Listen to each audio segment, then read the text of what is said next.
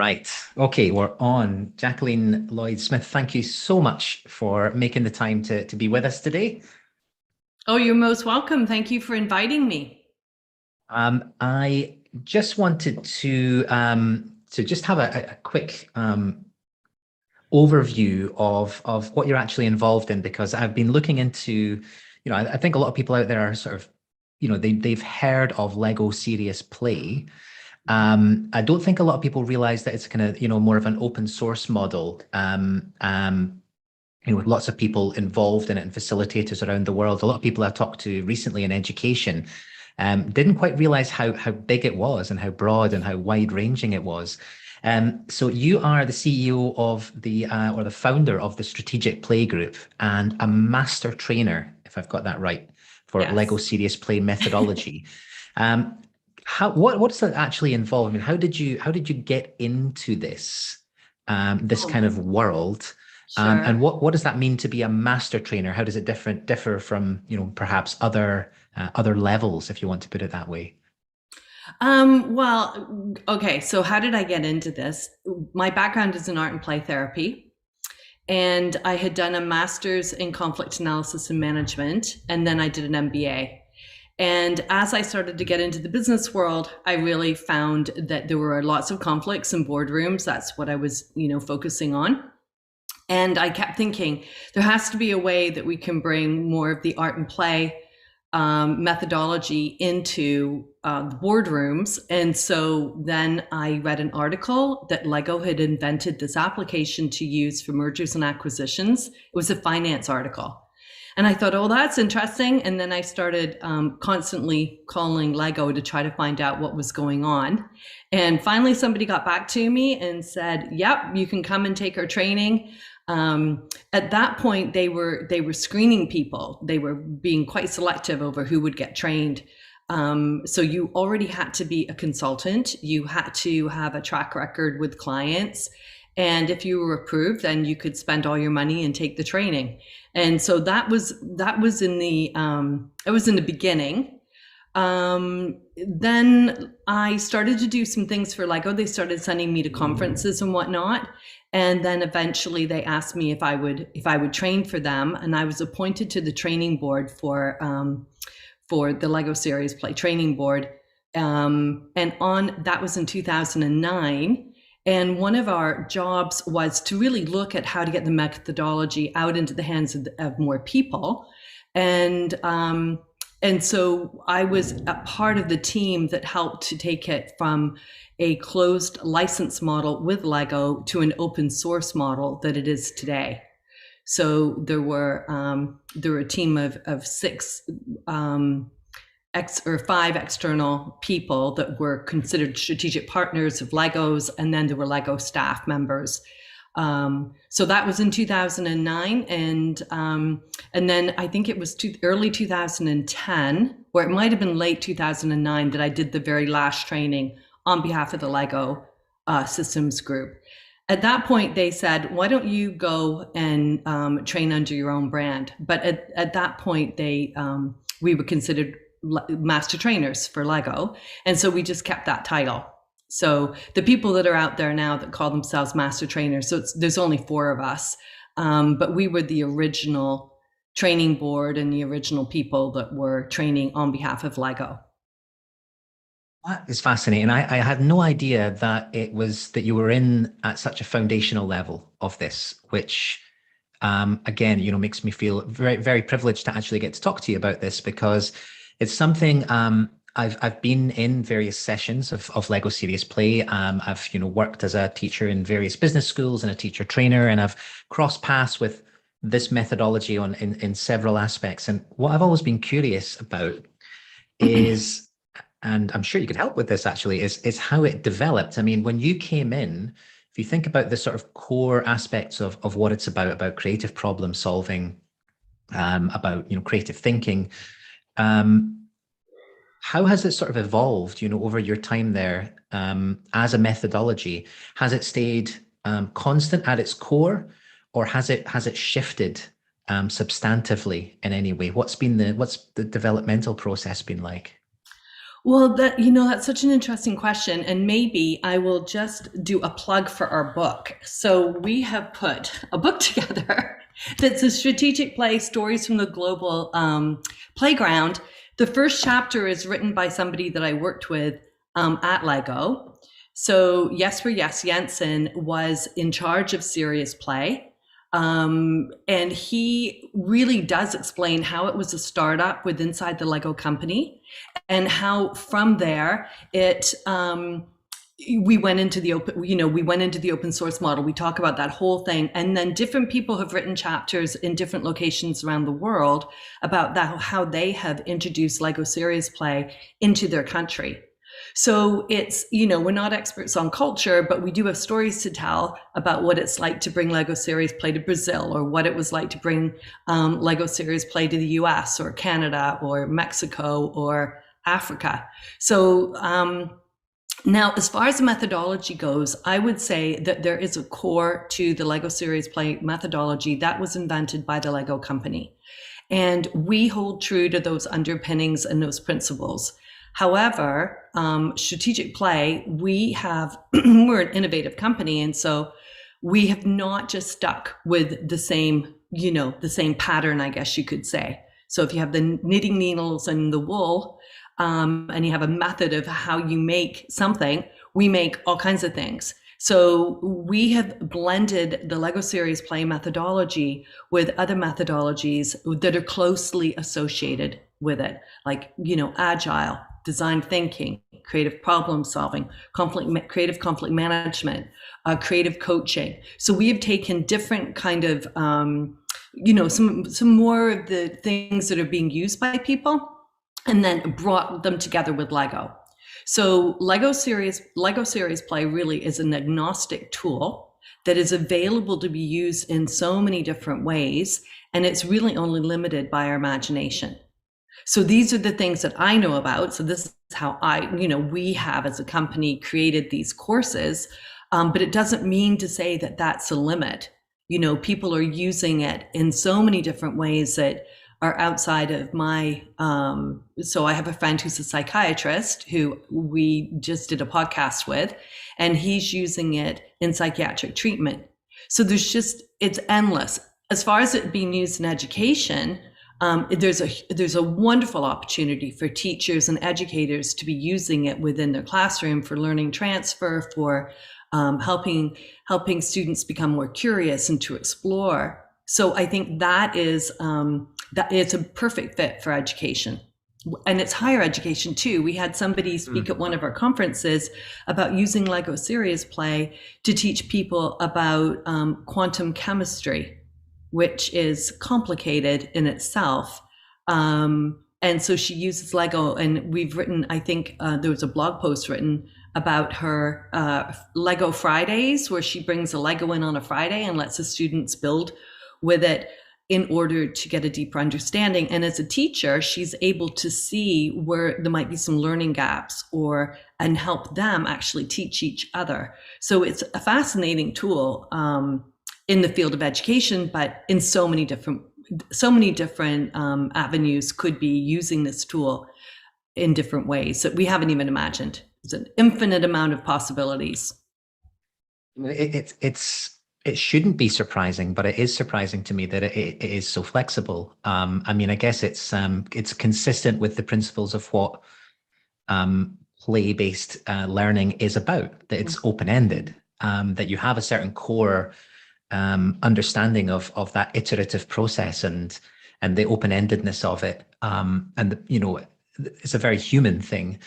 But I'm quite surprised to find it being applied to so many different things. I'd very much seen it in design thinking, in those kinds of workshops. So almost fixed focus on problem solving. Here's how are we going to improve this product or service?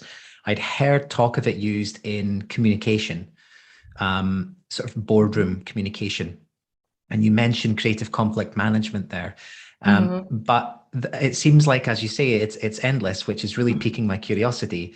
And I'm really interested as well to find out that you actually did play therapy, that's the background that you come from, because it seems like education's sort of catching up to all this stuff. The conversation in education, I live in Scotland, but it's not limited to here. It's all around the world, talking about play-based learning, talking about the need to stimulate or to protect that curiosity, and to foster it and support it throughout education, not just do it in primary and then kind of come back to it when you're in your master's and just forget about you in the middle, but to protect that all the way through. So from your background in play therapy and your time in that evolutionary process of serious play methodology, what would you say it's taught you about the way that we learn best, in terms of becoming the best versions of ourselves? Yes. Well, first, I just want to circle back and say that Lego series play, although it may sound like it's much closer to play therapy than art therapy, it's actually much closer to art therapy. And we could say that art is play, and so there could be a conversation around that. But play therapy, depending on who you're working with in the age group, non-directive play is one of the modalities and the way that most play therapists would approach. In art therapy, it's much more directive. We're asking people, we'd like you to draw a picture of something. Or make something, and that's much more like Lego series play. Because Lego series play, it's not non-directive play, it is directive play. And so I think that it's really important for educators to know that. I would go further too and just say, depending on who your audience is, that I would advise not to use Lego series play with children that are 6 and under, because adults need to stay out of the way of them playing. They learn and play on their own. We shouldn't interfere. And Lego series play is because we have timing. We're like, build this, now build this. And we do it that way because it's designed for adults. So I just want to make sure that is, not to say that there's been great success using it with, 10, 11, and 12-year-olds. So, but I just kind of want to make that point. Okay, so to answer your question about how do I see that this has evolved, initially, I think even when I was an art and play therapist, people were like, what is that? Like really nobody knew. I was always sort of even when I did the conflict analysis and management course, people are like, what is conflict management? So I think that, to go into Lego series play, I just feel like, well, here I am again doing something that nobody really understands. So it's great that you're exploring it through this educational tool that you're using, so that people can learn about it. I think that society has changed. I think that people are tired. And as we'll say the millennials start moving into leadership roles, people are not interested in sitting and listening to boring presentations anymore. They don't want to be talked at. We know that people don't learn that way anyway. So only a small percentage of the population just learn by listening. People learn by doing something. They learn visually seeing things. And this is what Lego series play is great for, is that it gives you an opportunity to get your hands involved in building, telling stories, listening to other people, reflecting. So it has every single one of the, we could say, learning styles covered. It also gives us an opportunity to reflect. And when we ask people to build something, they have an opportunity to think about it. So it works for both introverts and extroverts. So as a tool for communication, and for when we start thinking about the fact that people would like to talk about themselves, they would like to think deeper about and have time to think about how they think about things, Lego series play is perfect for that. And I do think that the uptake on this has been a lot quicker than, and I think it exponentially will continue to grow. I think that people, if you were, let's say back in, I don't know, I'm going to say the 90s, if you were a facilitator, you might not have Post-it notes in your toolkit. To show up now to facilitate without Post-it notes, it would be like, crazy. Yeah. And this is exactly what I hope to see with Lego series play. I hope that it's in every facilitator, every teacher, every trainer's toolkit, so that they all have access to this great tool. And we have, just a plug for Lego.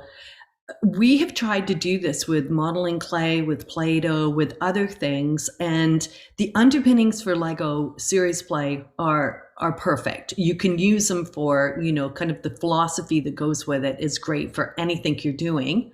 But the Lego works better than anything else. And I think it has something to do with the fact that even if you consider yourself not creative, which a lot of people do, you can very quickly create something that looks just as good as the person next to you, and you can feel good about what you make. So I think that, I think that this is the time now to start bringing more of these playful and creative approaches into boardrooms, into classrooms, into society.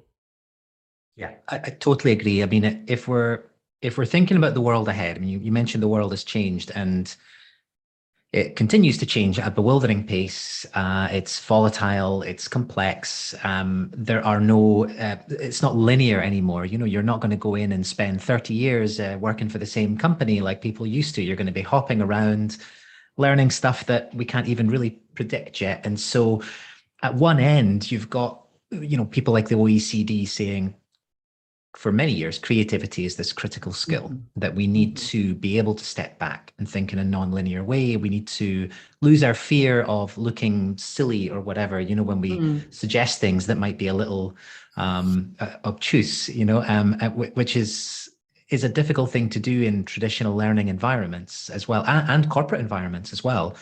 Many of them are still very much like that, to separate the sense of experimentation from the perception of the ego, is often a difficult thing. And you mentioned culture there when you talk about higher power distance cultures as well. It only intensifies as well. Very, very tricky things. But what I would like to pick up on is you mentioned about people considering themselves not creative, which is something I found time and time again. These misconceptions about what creativity is, and how it shows up. What progress are you making there? I mean, you're having a lot of sort of aha moments working with people. Where do you think they're actually able, after some of these sort of interventions and exposure to this methodology, to start to maybe see themselves as creative, and to start rounding off their perception of what creativity actually means? Well, it's true. Like we just did a great big workshop for a global organization where over the month of January we had over 200 people come and take a workshop. It was actually Global Citizen is the name of the nonprofit charity that we worked with, and right away people are like, "Oh, I don't, that I don't get it. I don't know why I'm doing this. Like I have real work to do, and I'm coming to do this."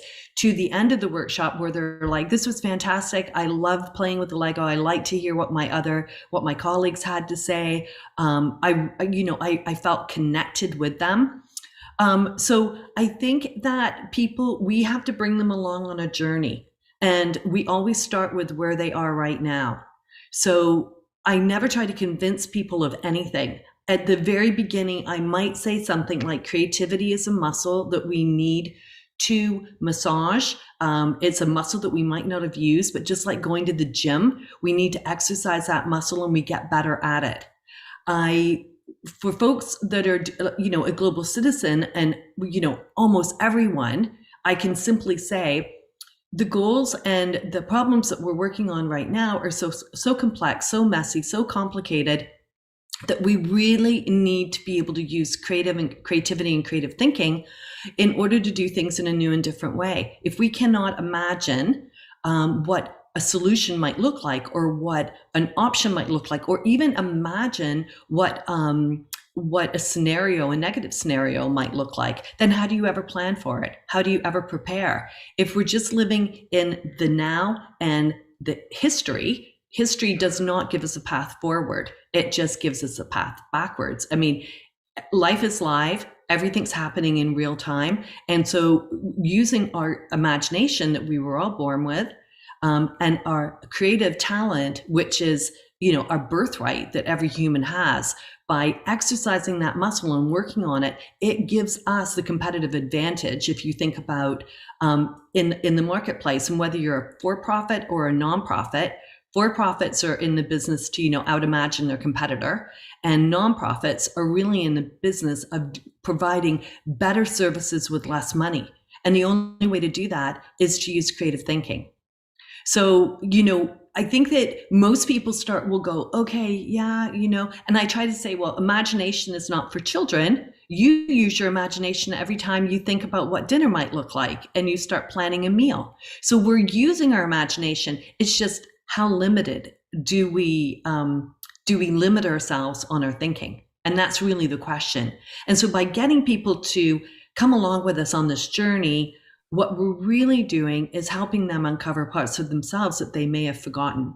I was talking to somebody at Lego once, and they said, because the Lego Foundation is on a mission to change, to reform education. I mean, that's one of the things that we did when we worked with the United Nations, is we looked at education reform. So Lego is definitely the Lego Foundation, which the Lego Serious Play division comes under. That is one of their goals, which is, it sounds like the work that you're doing as well, which is great. So when we think about what we're doing, this fellow at Lego said to me, "Oh, we love you because you're reverse engineering adults to get them to think like children. And we're trying to get adults to stop making children, limit children's thinking." So that's really what we're doing. We're trying to reverse engineer people's brains so that they can kind of forget all of the things that have limited them and get back to a more authentic and natural state of learning. Because this idea of being curious and being curious about the world around us is something that when we're curious, we are so much better positioned for anything that might happen. So instead of being reactionary to something, be curious about it. As soon as you're curious, you open up those neural pathways that enable you to see more and more options. And this is where resilience comes from. And we need to be resilient for survival. So whether it's, whether you're in a boardroom or a classroom, these things are really important. It's very empowering, the whole thing, isn't it? I mean, learning to think this way, to come back a little bit, what I really like is the fact that you don't talk about creativity as something that is in you or is not, or has to be kind of brought into existence straight from the get-go. You're zooming in and you're framing it as it's there. You've used the word birthright. I've used the same word myself. Firmly believe in it. I really like the analogy of a muscle that needs massaged, because you're not saying it's a muscle that some people have. No, that's right. And that's a very intentional thing. Yeah, which is empowering. And I think that this is one of the myths of creativity, that you're either born with it or you're not. I mean, it's a myth. There's a lot of myths. We have the same myth about leaders. You're either a born leader or you're not. And it's everything can be learned. We can do anything if we want to. I just said to somebody the other day, I'm sure I could do brain surgery if I decided I wanted to learn how to do it. And I spent time practicing, and humans have the ability to learn anything. We can do anything. It's just deciding. We all have the same 24 hours of a day. So it's really what we want to dedicate that time for. All and every single one of us has the ability to learn through play. That is really the natural way that we were able to learn when we were born. This is how children are wired for survival. That is a mechanism that is still within us. And for whatever happens along the way, and I think it happens, a lot of people are like, oh, it's the school system. They stop people from being creative. And I don't know necessarily. I think the human condition is that we start to compare ourselves to the person next to us. So when we're little kids and we make stuff, we don't compare the product. We're just making art, or for the playing with paint, for the joy of it. And as soon as we start to judge the finished product, I think this is when we start to then decide, well, that person's more creative than I am. And we start to decide, oh, I'm not good at that. I can't do this. And that kind of, I can't do it. And that language is, that is self-imposed. People, we say it to ourselves, and maybe we heard it along the way, or maybe, we just decided along the way that it wasn't for us. So the challenge really is, how do we unbelieve perhaps some of the things that adults told us when we were children, or other kids told us that weren't true? And how do we get back to finding what is it within us and that we have a right to? And then how do we nurture that? And I think there's lots of different programs out there for people that are interested in, getting back in touch with that divergent thinking versus a convergent thinking, is what we say in problem solving, where you are open and you're using yes and language, not no but language. It seems like, and this is my perception of it, that you mentioned earlier on that you don't try and convince anyone of anything, and that's it seems like when you're immersed in this kind of thing, because play is immersion, isn't it? That this is part of the process of actually starting to rewire the neural architecture in a way. You're stepping out of these well-worn, well-trodden neural pathways. You've mentioned earlier on about being reactive, this kind of limbic system sort of way of thinking. You're getting into different parts of the brain. Once you've got people in that sort of prefrontal way of thinking, and really accessing those parts and stepping out of those the patterning, do you find that's enough to sort of plant the seed that they can then begin to take that change forward themselves? I mean, because what I'm wondering is, when you talk about being involved with, say, a group, you're working with a group of people, this seems like the kind of thing that would need quite, consistent reinforcement. It would need guidance. It would need an architecture of support around it. Do you work with people extensively as well as intensively? Because I've only ever been in these quite short workshops, and if so, what was the support like for people afterwards? Or do you work extensively with sort of companies or institutions after to say, look, here's how you can really make the most of this, because change doesn't happen overnight? Absolutely. Okay, so, if an organization asks us to come in, we'll go in anywhere. So if they just want us for a short demonstration or a little mini workshop, our goal, we're farmers, we're not into hunting and fishing. So when we meet a client and we start working with them, our goal is to work with them long term. We want them to come back to us if they need help later. We want to partner with them. So there are 2 municipalities we're working with right now. The city of Surrey, which is just outside of Vancouver, which is a very large municipality. We've been working with them, I'm going to say, for maybe 10 years now. It's been and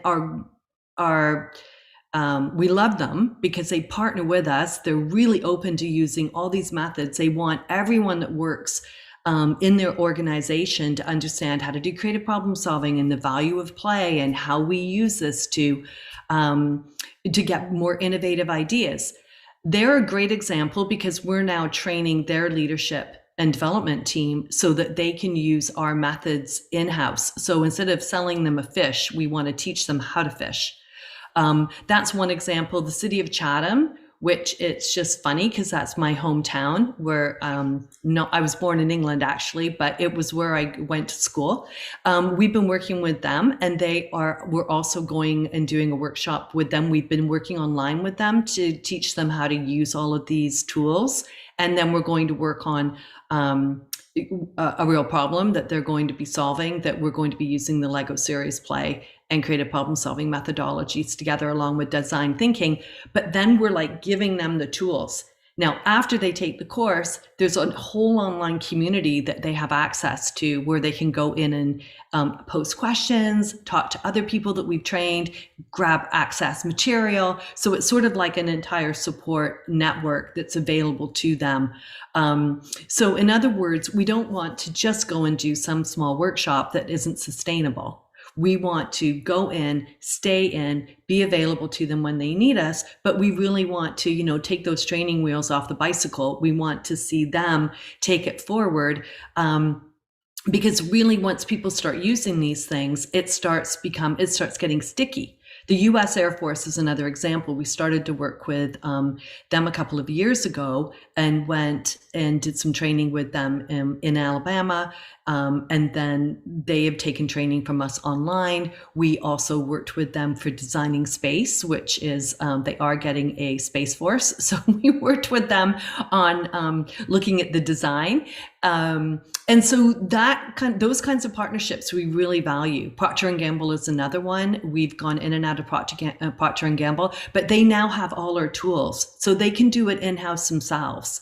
And so that's really, I think, where you start changing organizational culture, is that there's usually a champion. And I can think of who the champions are in all those locations I just mentioned, who has realized that the way we're doing things isn't great. We could do things differently. They've reached out to us, and then we've started on this journey with them where we want to support them any way we can, because we want to see them be successful. It's in their success that helps to take this whole methodology and this mindset forward. Because everyone that we work with, they're married to somebody or they have a friend and they're talking about it because they're excited about it. And so really all of that word of mouth is so important to have people start thinking differently. And we say to people, the methods that we're using here, you can use this at home. You can use it with your kids. You can use it next time you're thinking about buying a house or anything that you're thinking, your dream vacation. Use all of this stuff and bring it into your life so that it's not something that you can't do innovation on Friday. You have to be doing this all the time. Well, that's what I was curious about, because I wondered how you get past that in terms of, in the education system. So you mentioned that Lego are really trying to work with education worldwide because they want to be part of that positive, progressive change. I can absolutely clearly see why. I can clearly see what they can bring. But so you've got a system which has, it varies wildly and widely across the globe in traditional education systems from countries like Estonia and Finland, I would say Scotland in there as well, that are, very much almost progressing towards the learner-directed end of things. And then you've got other cultures which are, really kind of firmly sort of instructor-led, teacher-centered models. So you've got that, but then you've also got initiative fatigue, they call it, with educators who, as the prevailing political winds shift left and right all the time, and now it's this way, and now it's that way, and now it's this pedagogical approach, and now it's that, and it's quite endless. So right from the get-go, you got two very significant challenges. Yeah, I have no idea what happened there. What happened? Did you see anything on your end? Yes, you froze, and then yes, well, was I frozen on your end? You were frozen on my end. Oh, okay. So please. You're making such a great point too. All right. I'm not sure where I got to, but I think I was. This allows me to change it around because it was sounding a bit pessimistic. I think you were saying how do we, with so many different cultures and so many different mindsets around education, how do we then move it along forward where everyone's at such a different place? That was sort of what I thought you were. Exactly. Yeah, that's basically it, because you did mention globally. Which is really ambitious. So I just wondered, how is it you're actually? I do think that Lego Serious Play has a lot to offer in terms of not just some aside or some component or something extra to add on, but can really offer something substantive. You've got so many years of expertise and evidence behind you that there's a chance to make inroads into the fabric of education. People are curious about play-based learning, and other associated methodologies. But how do you get in there? Well, I certainly wouldn't want to, I have never taught like in a classroom with students. I've always done therapy with students, and I've worked in, in schools where there's been special education classrooms. My role was always as an art and play therapist. So I wouldn't want to presume that I understand the world of education. There's probably great people that you could ask. What I notice from my lens is that it seems like everybody is really working hard at helping adults that are educators understand that there are better ways for children to learn, and that children are not empty vessels that we just need to fill with information, but they are naturally bright and smart. And by providing the opportunity for children to learn, they will learn much quicker without us intervening. And it seems like there's a lot of people in a lot of different areas that are working on trying to understand this. And when I think about it globally, I think you're absolutely right. There are, around the world, there's lots of different ways that we are teaching and teaching styles. But what is always true is that the people that we're teaching all learn the same way. So children learn the same way adults learn, and adults learn the same way children learn. There's no difference. It's not like, oh, when you turn 12, you learn differently. We continue to learn the same way. Play is our favorite way for our brain to absorb information.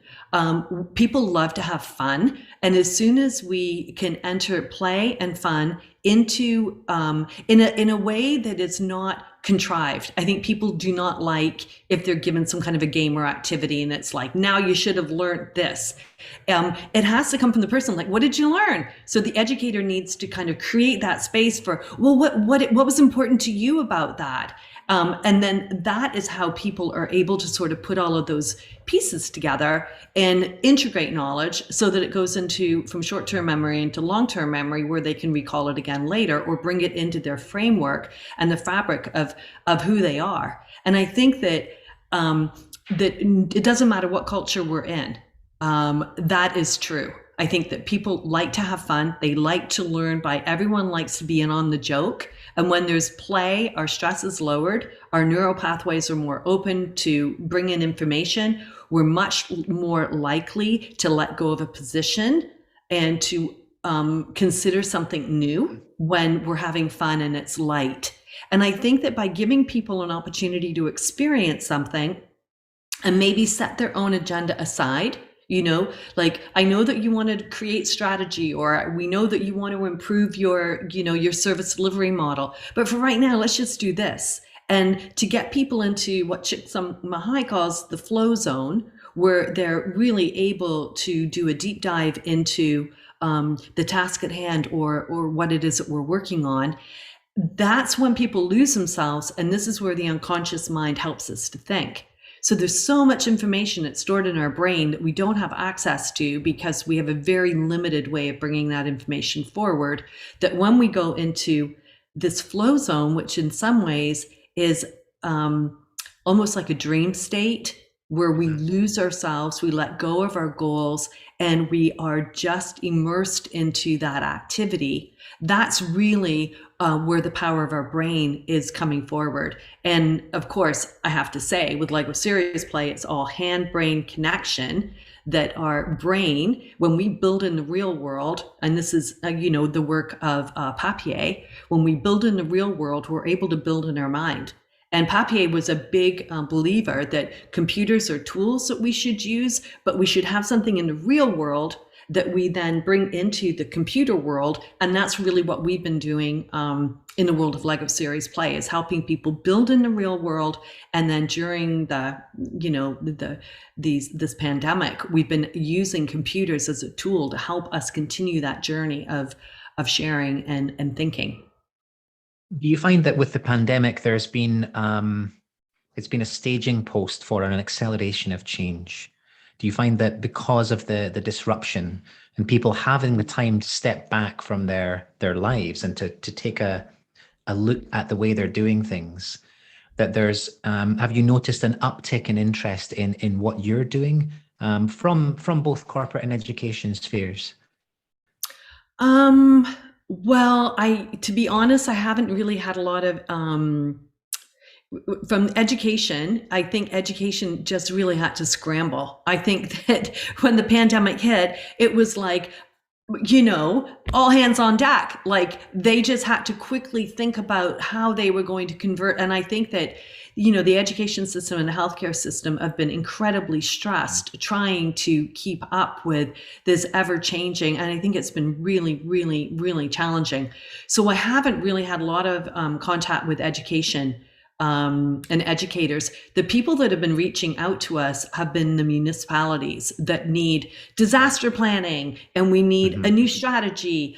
Those folks, so we need to learn how to do something better. So we've done a lot of work since the pandemic. Again, U.S. Air Force we've worked a lot with them, and then different municipalities have reached forward. We've done lots of work in healthcare as well.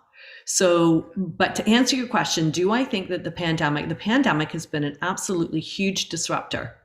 And I think it'll be very interesting because I think we're going to mark everything. Was that before the pandemic or after the pandemic going forward? It totally changed our world. And I think that, one of the good interview questions is going to be to ask people, what did you doing during the pandemic? And, if people just went, oh, I didn't do anything, I worked out or I went to the gym. What we want to hear people say, yes, I reinvented my business or I rewrote, my educational curriculum. Like that's what we need to, and even though it was stressful, sometimes a necessity is the mother of invention, and it's really forced all of us to think about how we're doing things and how, for us, we have really thought about how we can use play to be helpful and what kind of free resources we could make to give away to people. And I don't have them here, which is funny, but we made cards that you can hold up with Lego people that are like, you're on mute, we can't hear you. So we've got these, and it's a free download on our website. If you go to website under resources, you can find them. We also created crisis cards that we thought would be helpful for people to have to talk about what happened during the pandemic and how people have been behaving. And how people reacted, and everybody has reacted differently, and all of that is fine. It's just an opportunity to take some time to think about how we can learn from what happened and reflect upon it, learn about ourselves, learn about others, and perhaps move forward in a more positive way. So for us, we see that this pandemic has been a disruptor. I think it's been a great disruptor. It's a great example of what a disruptor can do. And it's really been a challenge to see how can people put how can they eat their own cooking? So if you're a creative problem solver or an educator, how have you used that then to design the path forward that will make you more successful? So we've used the term diagonal thinking. And so everything we've created during the pandemic, we intend to use after the pandemic. There was nothing that we made and we went, oh, this is just for the pandemic. We'll use everything afterwards. We also worked on this Playsonality, we're calling it, which is an online assessment that people can take where they can learn about their play style. And that was something that we did during the pandemic. So we wrote the book.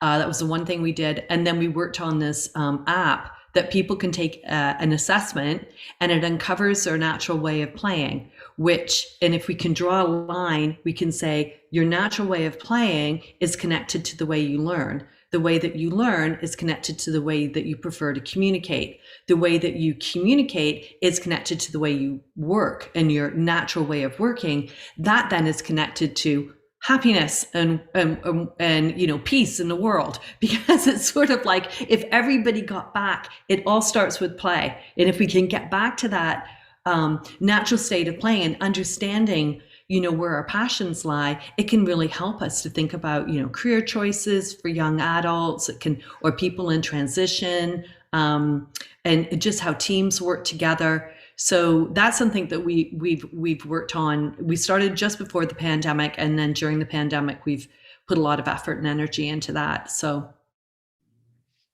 it's nice to hear the mention of happiness almost as the end goal, as what this is all about, which I think my sort of observations on the pandemic are firstly that people have tended to get back in touch with those questions about the significance of what they're doing. Why am I doing what I'm doing? Why am I living and working the way I am? And I found that perhaps, a lot of people didn't necessarily reinvent themselves during the pandemic, but a lot of people actually, it was when they returned to work and that juxtaposition, so when the cycle was completed Mm-hmm. and they were able to clearly see the contrast between, what they'd been, the feelings that had been bubbling during their absence from work, and then going back into it and suddenly saying, this is not for me. And organizations and institutions that don't strike the tone of putting well-being front and center are just losing out. The great resignation.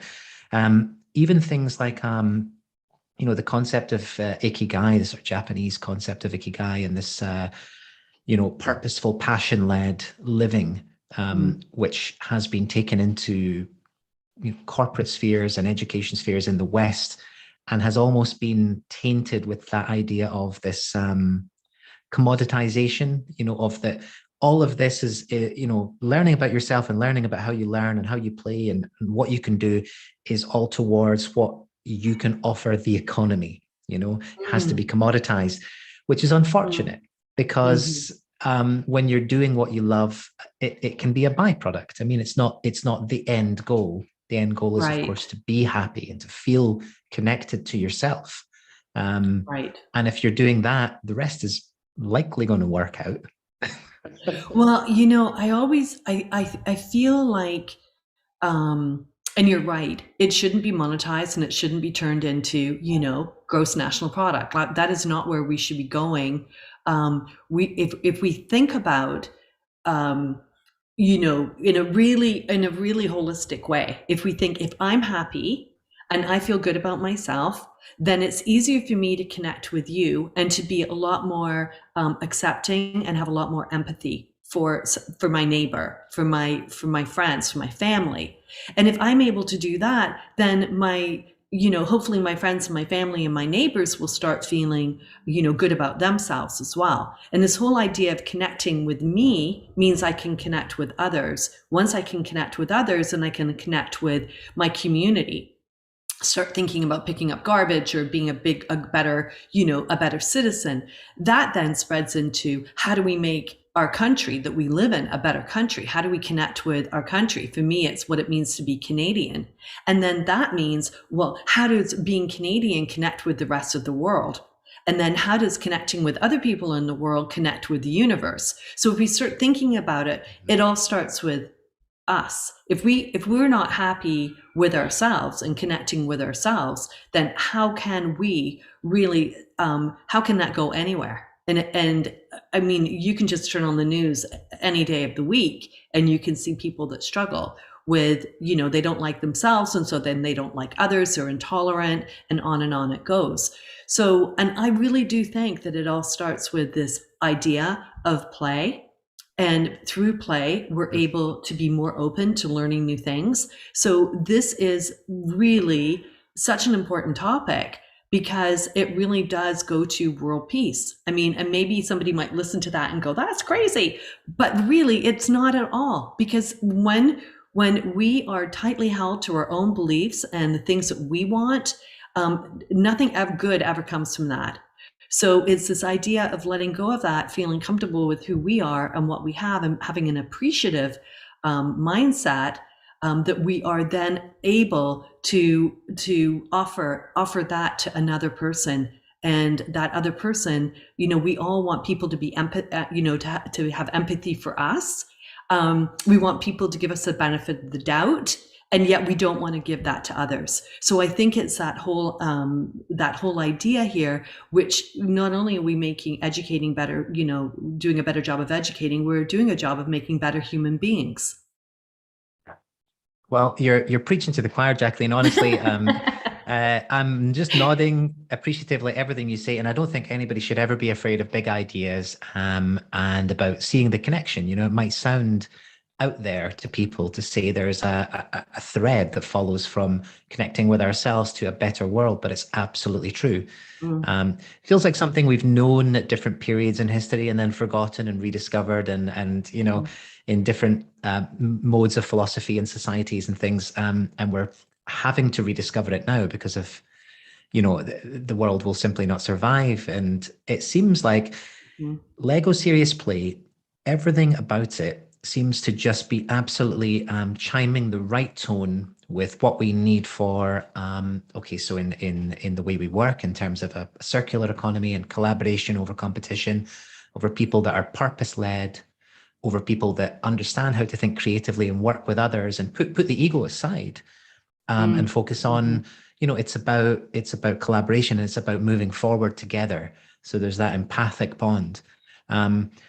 This is quite at the sort of, I guess, at the cutting edge of it. In the corporate world, I find that there have always been a lot further ahead, in terms of talking about how they think about leadership, how to talk about communication, types of training, the types of things that people are open to. And I don't mean everybody. I know there's a lot of antiquated thinking.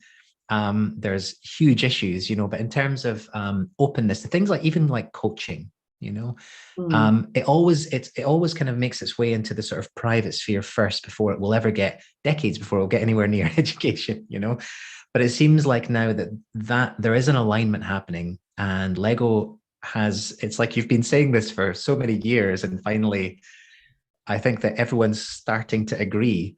The conversation is shifting that way. So I wonder, there are educators out there listening to this for sure I'm sure you've piqued their curiosity. You've mentioned free resources, which is, that is, music to the ears of teachers as well. But for people that are interested, now this could be professional facilitators in training and things like that want to take a bit of a dive into this world and see what Serious Play could offer them. And it could be in education, it could be teachers in K-12, further higher education, as well as the kind of the sort of campus administration side, strategy. A lot of people worrying right now about the big problems about, okay, how do we set sustainability targets? How do we achieve net zero? How do we change into a values-led culture? There's lots of big questions at the heart of education institutions right now. So for those people out there that are thinking, Lego Serious Play might have something to offer us, what should they do? What's the first port of call? Can they teach themselves? Do they reach out to people like yourselves? How do they go about it? Great. Those are great questions. There are, we've got free resources, but there's tons of free resources on the internet. If people have zero budget, then I think that you can simply go on the internet and see what you can find. Because there's lots of people there's YouTube videos and there's downloads. You just have to go and look for it. Of course, there's lots of people trying to sell stuff as well. And so you'll have to weed a little bit through the, I don't know. You have to look for the flowers, I'll say. I won't call it garbage, but I'll just say you have to look through the weeds, find the flowers, they're there. Okay. If you have a smaller budget, or if you do have a budget and you're able to take a little bit of training, we're going to be presenting at the Creative Problem Solving Institute, which is CIPSE. So it's a Creative Education Institute, have a conference every year. And we're going to be there, and we're going to be doing a one-day workshop, which is a training that a lot of teachers show up for that. So that's another option. We have some books. This is a book that isn't very expensive, and it's called What the Duck, and it has lots of little activities in it that so you could buy a book and you could go to your local Lego store and pick up some pieces. So I think the most important thing is that you want to try to bring creativity into your classroom, and if you even just go and buy some Lego bricks and put them on the desks, one of the things that we know for children that have ADHD or have learning, and even adults, if you think about how many adults doodle in their books while they're listening to something, probably most of us do. Most people don't just sit and listen still. So if we put Lego on the table and the kids are able to play with the Lego, or at least click them together during a classroom, it helps them to actually pay attention.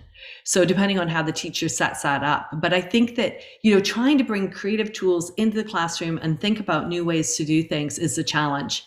If people do have a budget and they want to take the training, we offer training. So strategicplay.com, we offer training in 5 different languages. And right now we're training online. There is some live training as places open up. But that is a way that people can get certified. You don't need to get certified though. It's just, if people want to take it further and they want to get a certification to do it, then we encourage people to do that. But there's no reason why you couldn't watch some of these YouTube videos and just try some things in your classroom to see how it goes. Obviously, getting the training is a really good idea because it would help you to see how you could scaffold and how you don't get, and how to avoid getting a pushback in the beginning, because you want to be able to do things slow in small increments, because people, especially older learners, are not used to doing this, and they might think, this is dumb. And if you lose people in the beginning, it's hard to get them back. So we really do encourage to take the training, but we understand that people don't all have the budgets to do it. So want to encourage people to try it and just get some Lego bricks. One of the things that you want to do is you want to make sure you have a minifigure. So you want to have the little Lego person, because Lego Serious Play is all about people. But then you can just simply have people build a tower and put their Lego person on the tower, and then ask them to change, make the tower about something about, either the book they read or the assignment from yesterday, or just make a change to the tower so that it tells a story. And then as long as you have the components where people are using the Lego to tell the story, everyone has a chance to tell their story. Everyone has a chance to listen generously, which is hard for adults to do, but to listen generously to the stories. You can start bringing Lego into your classroom pretty quickly. So, I want to encourage people. I think the most important thing is to try not to see money or time as a barrier, and just, stretch yourself to think about how you might bring a creative tool into the classroom so that you can use that to help springboard learning and to get people more engaged and more excited about learning. And it all starts with curiosity, doesn't it? And that's all we've got to do, isn't it? Just follow that and it'll lead where it leads. So it's been many years since I've wanted Lego as badly as I do right now at this moment. I can't stop thinking about it. I think I do truly need to go and dive into this a bit more. Thank you so much for your time, Jacqueline.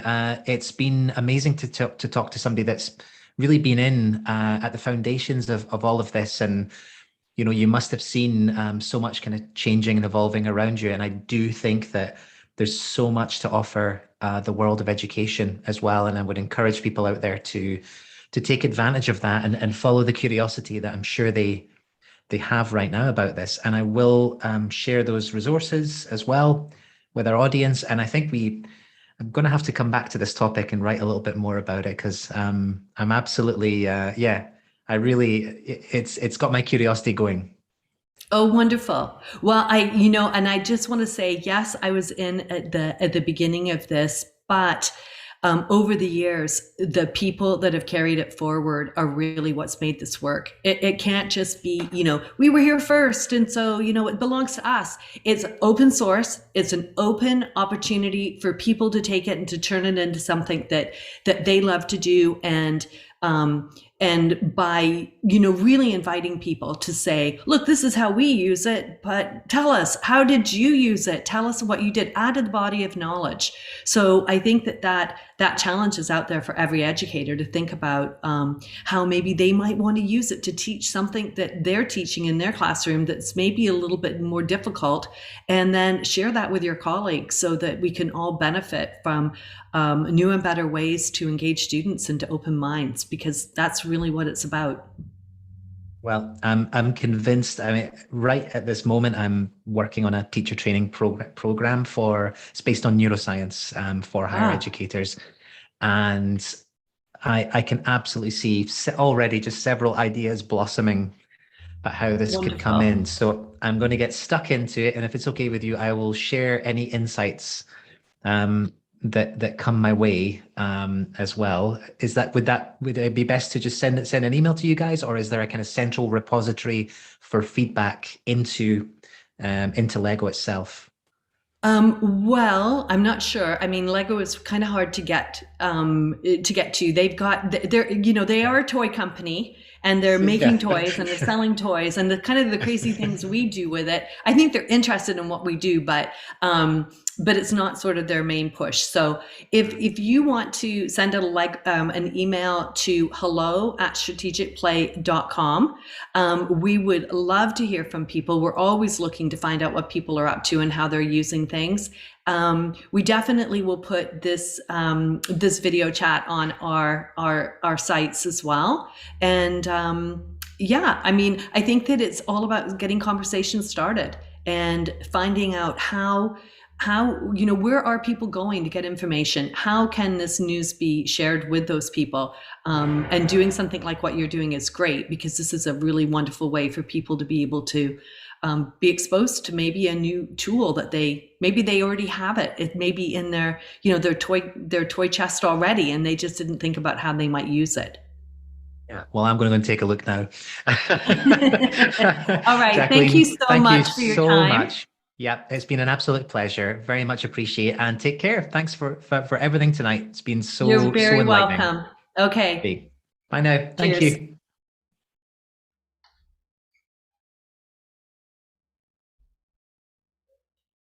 All right. Perfect. Yeah, brilliant. Okay. I hope